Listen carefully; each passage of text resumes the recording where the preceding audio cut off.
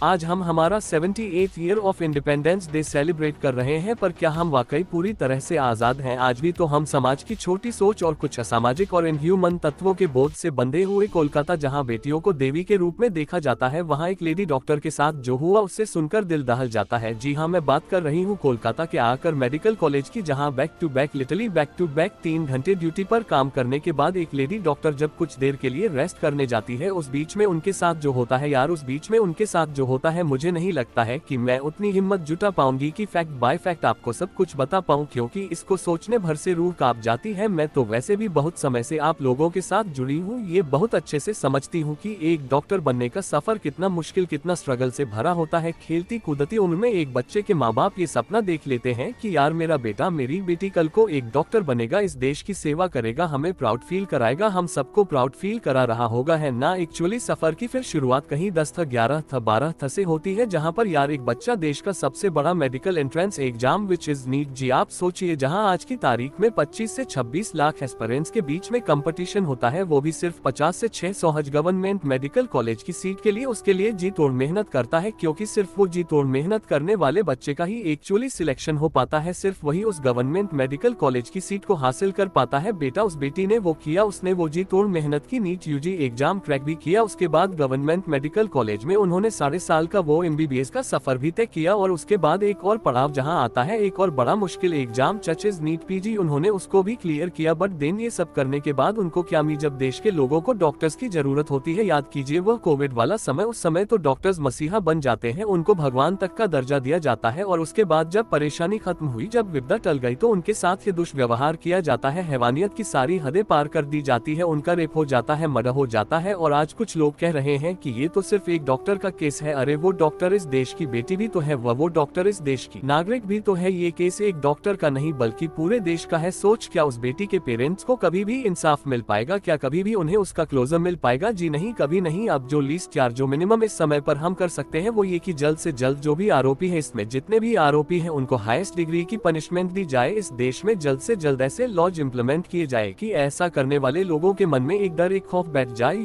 जिसके कंसीक्वेंस, जिसकी पनिशमेंट इतनी क्रिटिकल हो कि ऐसा हैवानियत भरा काम करने वाले लोगों के ऐसा सोचने भर से उनकी रूह कांप जाए। तो आज मैं आप सबसे रिक्वेस्ट करती हूँ कि आप इसमें में मेरा साथ दें, इस वीडियो को, इस न्यूज को इतना आगे तक फैलाएं कि हर किसी तक ये पहुँच पाए, और ये कहीं कैसे से दबकर ना रह जाए, कहीं एक साइड स्टोरी ना बन जाए, रात एक नेशनल न्यूज बन पाए, ताकि जल्द से जल्द इसमें कड़े से कड़े कदम उठाए जाए। मैं आपको कहती हूँ, एक बारी जरा अपनी लाइफ में, आपकी लाइफ में जो 5 सबसे इम्पोर्टेंट वीमेन है, जरा उनके बारे में सोचिए। वो आपकी माँ हो सकती है, आपकी बहन हो सकती है, आपकी फ्रेंड हो सकती है, आपकी कोई रोल मॉडल हो सकती है। जरा सोचकर देखिए, अगर इनमें से किसी एक के साथ भी अगर ऐसा कुछ हो जाता है तो सोच भी नहीं पा रहे हैं ना आप। तो इसके लिए हमें आप सबको हमारा साथ देना होगा, हमें सबको साथ मिलकर अपनी आवाज को बुलंद करना होगा। जानते हैं, इंडिया की 50% पर पॉपुलेशन इज वुमन, यानी कि अगर आप इस देश को एक विकसित देश, एक डेवलप्ड कंट्री के रूप में देखना चाहते हैं, तो इस देश को जरूरत है टैलेंटेड बेटियों की, ऐसी बेटियों की जो अपने सपनों को पूरा करने के लिए बेखौफ अपने घर के बाहर कदम रख पाए, ना कि वो सिर्फ वुमन एम्पावरमेंट के नारों और कविताओं तक सीमित रह जाए। मदर इंडिया नीड्स हर daughter to be respected, to be safe. और आप समझिए कि जब तक हमारे कंट्री की वुमन सेफ नहीं है, तब तक प्रतिशत इंडिया इजंट सेफ।